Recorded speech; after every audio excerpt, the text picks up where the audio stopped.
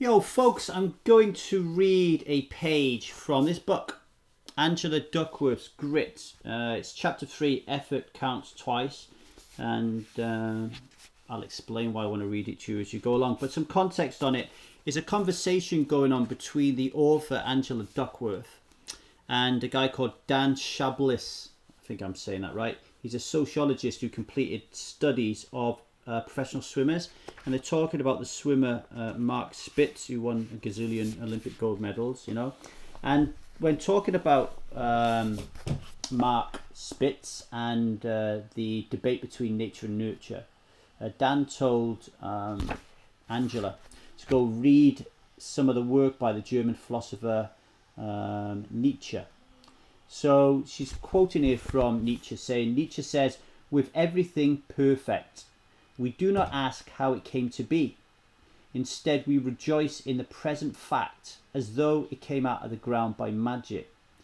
And Angela Duckworth says when she read that quote from Nietzsche, she thought of all the young swimmers watching Mark Spitz produce almost like unhuman-like behavior in the swimming pool, right? And how that may have affected him. Like, were they looking at him thinking, there's no way that I could ever be like that, right? And back to Nietzsche, no one can see in the work of the artist how it has become. This is its advantage, for wherever one can see the act of becoming, one grows somewhat cool.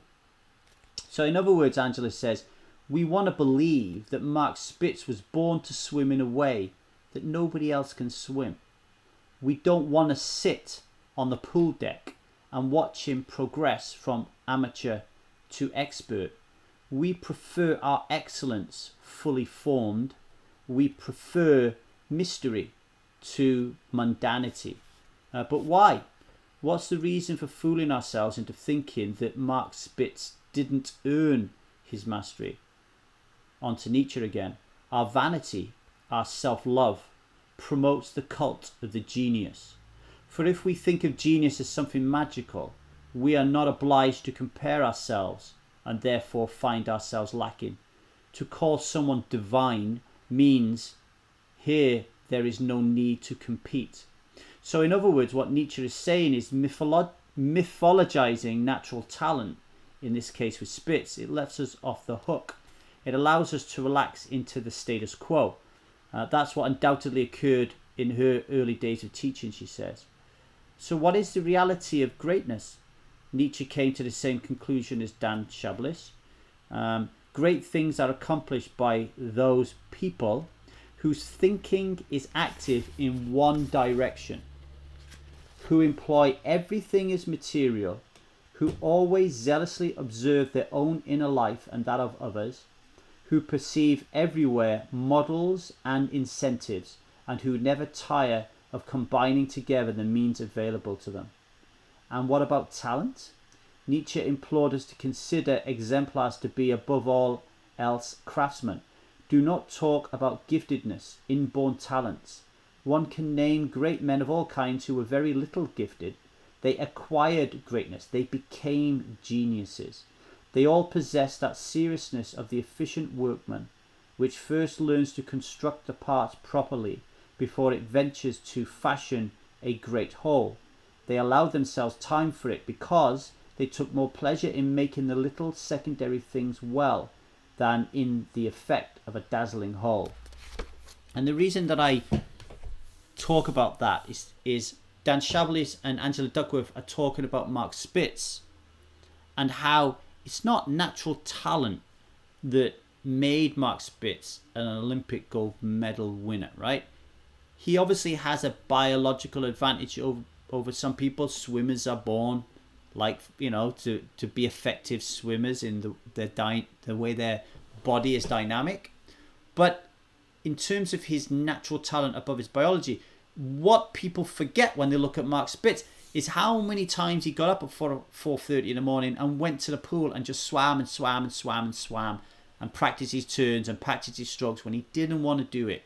That combination, that perseverance to do something he doesn't really want to do because he has the passion to be an Olympic gold medalist. And I think it's the same when it comes to being someone that doesn't drink alcohol. You can come to 1000 Days Sober, or you can come to Strive, and then you can start the conversation with people who are existing strivers, people like myself, and you can look at us and think they have no idea what it's like to be where I'm at. So you're at the rock face. You know, if you're at the stuck phase of the Strive model for change, for example, or if you're at the thought phase or the research phase, you're at the rock phase. You're really trying to do the work to figure out whether or not you can be someone who doesn't drink alcohol. You are triggered. You're really worried about how you can get through trigger moments without drinking. And you look at people like myself and the other ambassadors and coaches in Strive and think, they don't really understand me. They don't get me. They're obviously got something that I don't have. They've obviously got a natural talent to be someone that doesn't drink alcohol. But as Nietzsche says, you weren't there with me when I was struggling. You know, you weren't there with me when I was struggling. Like, I always wanted to write a book in real time, diarying my life through the struggles. But I realized that it wouldn't sell, because you would find what I did to become someone who doesn't drink alcohol very boring. And what people want is a success story. They just want a very, very brief synopsis of how Lee Davy became someone who didn't drink alcohol, and then for me to give it to you in pill form so you don't have to do any of the boring, mundane work. If I start explaining all the little tiny things that I did on a day-by-day basis in order for me to be someone who doesn't drink alcohol, you'll switch off, right? So it's really, really important, I think, that we develop this mastery. We develop it, that we understand that we have the capabilities to be so much greater than we are, to make choices that are so much better than the choices we're making today. I have a 3-year-old daughter, Zia, and me and my wife, Liza, are always very careful to not contrast between good and bad. What we say to Zia was that a good choice? Was that a bad choice? Not are we good or bad? Okay, and that's what I want you to think about, is to think about your choices. Right now, we just started a new 1000 Days Sober experience.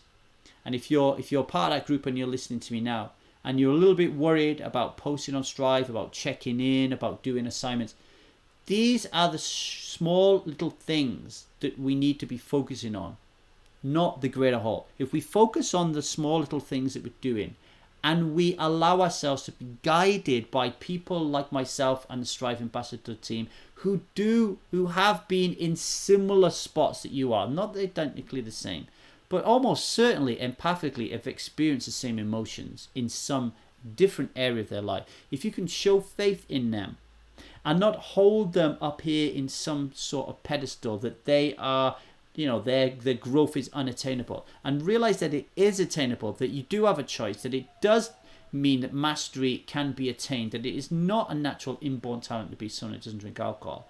You will get that perseverance, you will get that passion, and you will get on that road and you will nail the 1000 Days Sober journey.